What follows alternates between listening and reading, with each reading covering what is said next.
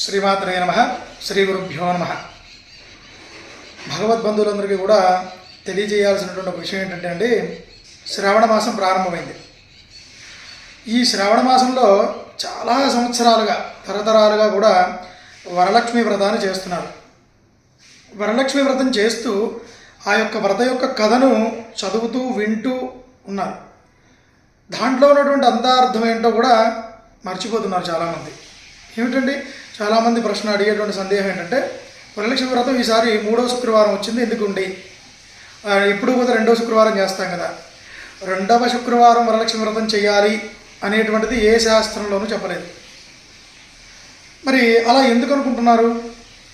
ఒక మాసం ప్రారంభమైన తర్వాత ఎప్పుడు కూడా పౌర్ణమికి ముందుగా వచ్చే శుక్రవారం 2వది వస్తుంది కాబట్టి ఆ 2వ శుక్రవారం అని మనం చేసుకుంటున్నాం. దాన్ని 2వ శుక్రవారంగా తీసుకున్నారు, కానీ పౌర్ణమి ముందు వచ్చే శుక్రవారం అని మర్చిపోయారు చాలామంది.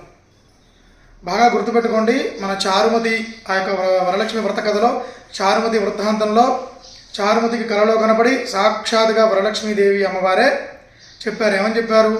శ్రావణ మాసంలో శుక్లపక్షంలో పౌర్ణమికి ముందుగా వచ్చేటువంటి శుక్రవారం నాడు నా యొక్క వరలక్ష్మి వ్రతాన్ని ఆచరించమని చారుమతికి చెప్పారు.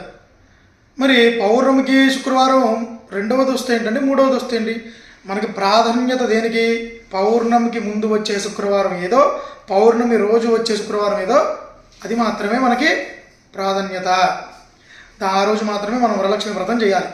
ఈసారి 5 శుక్రవారాలు వచ్చాయి కాబట్టి మనం 3వ శుక్రవారం అయింది పౌర్ణమికి ముందుగా. అంటే శ్రావణ మాస ప్రారంభం రోజే శుక్రవారం రావడం వలన మనకు 5 శుక్రవారాలు వచ్చాయి. కాబట్టి మీరు ఏ వారమైనా ఈ 2వ వారం అనే ఒక భ్రమలోంచి బయటకు వచ్చి 3వ వారం కూడా ఈ వరలక్ష్మి వ్రతాన్ని పౌర్ణమికి ముందే వచ్చే వారంగా భావించి చక్కగా వరలక్ష్మి వ్రతాన్ని చేసుకోండి. అది కుదరని వాళ్ళు ఏ శుక్రవారం అయినా చేసుకోవచ్చు అండి. 3వది చేసుకోకూడదు, 2వది చేసుకోకూడదు అని ఏమీ లేదు. కాకపోతే తిథితో, మంచి తిథితో, శుభ తిథితో కూడినటువంటి శుక్రవారం చేసుకోండి. చక్కగా వరలక్ష్మి యొక్క వ్రతాన్ని పూర్తి చేసుకొని వరలక్ష్మీదేవి అనుగ్రహానికి పాత్రలు కాండి. శ్రీమాత్రే నమః.